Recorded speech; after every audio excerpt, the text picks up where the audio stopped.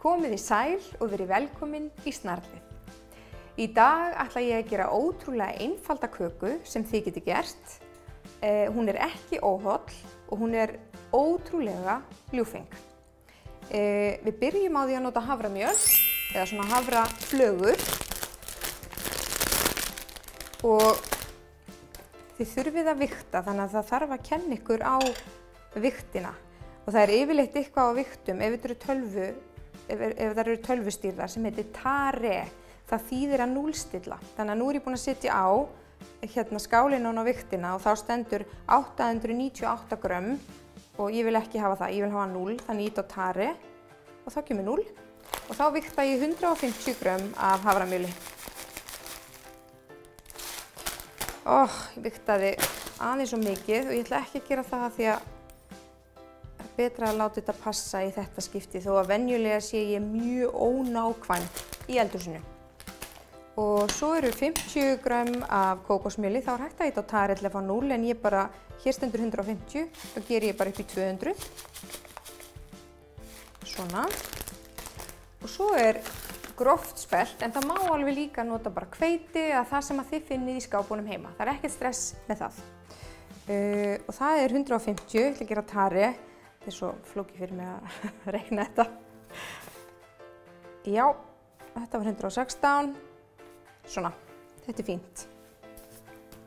Og svo ætla ég að nota 70 grömm af kókospálmasykri. Upprunalega uppskriftin, þetta er hjónabandssæla. Upprunalega uppskriftin er með meiri sykri, þannig að ef þið eru mjög sykursjúk, nú þá bara hafið þið meira. Þið megið nota líka hrásykur eða hvaða sykur sem þið viljið. Mér finnst 70 grömm alveg nóg af því svo er sulta líka. Þannig að nú bara þarf ég ekkert að nota þessa vikt meira. Nú blanda ég þessu bara svona saman. Hráefnunum eða þurrefnunum, þetta kallast þurrefni. Svo kemur smjör síðast og það er þá svo sagt blautt efni. Mjög góð lykt, þetta þarf að vera alveg nóg. Svo eru alveg heil 180 grömm af smjöri. En ef þið myndu setja haframjölið í sigti og skóla það aðeins með vatni, það þarf ekki neitt. En ef þið myndu gera það og kreista svo úr vökvann, þá nota maður minna smjör af því þá er þetta allt orðið svolítið blautt. Sumir sem eru viðkvæmir í maga gera það. Smjör og hafrar, þetta er alveg himnesk blanda. Það er nefnilega þannig að það er voðalega gaman að borða eitthvað sem er sætt og gott. Og það er alltaf verið einhvern veginn að segja manni að maður megi ekki borða neitt sætt. Maður er bara að sleppa öllu sem er sætt. Það er bara ekki rétt. Lífið væri svo rosalega leiðilegt þannig.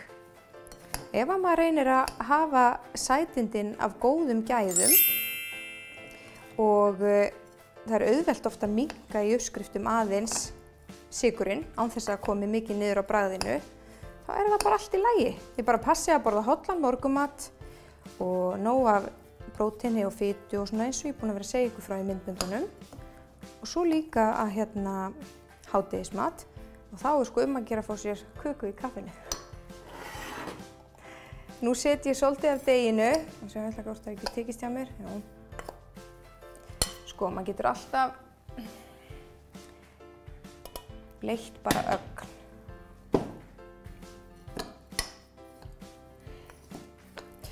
Nú set ég mestanpartinn af deginu í svona form. Það má líka gera með höndunum.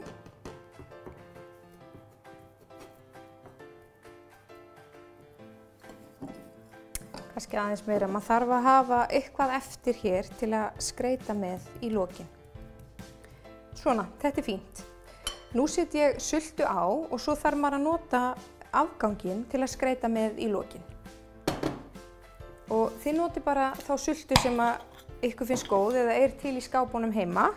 Margir búa til sultu, til dæmis úr bláberjum eða rausberjum. Þetta er það bil 2 desilítrar, en það er nú samt eiginlega bara, maður nota bara augun, þetta er bara smekksatriði.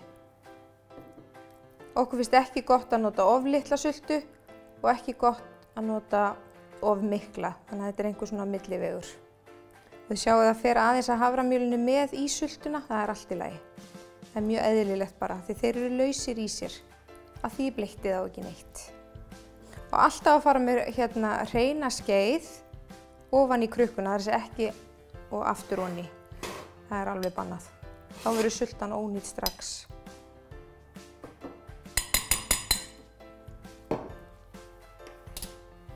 Oft geymi ég sulturinn í ísskáp þannig að ég passa að loki sér vel á, skrúa vel á, kýli svo innihaldi niður og þá lokar innihaldi fyrir súrefni. Því að súrefni skemmir mat. Og ég með hreinar hendur, maður byrjar alltaf að þvo sér hendurnar áður en maður byrjar að vesenast eitthvað í eldhúsinu. Og nú myl ég restina hérna yfir.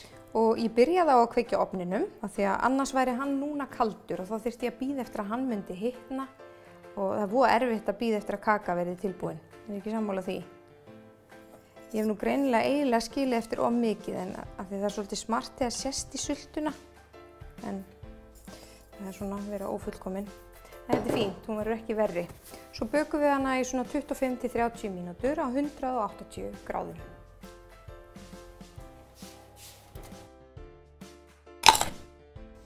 Þetta var nú ekki meira mál en þetta. Nú er kakan tilbúin og ég ætla að ná mér í smá sneið.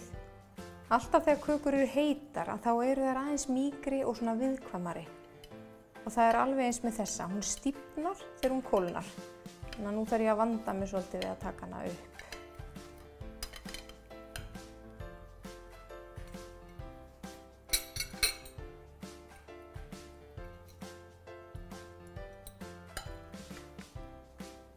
Sko.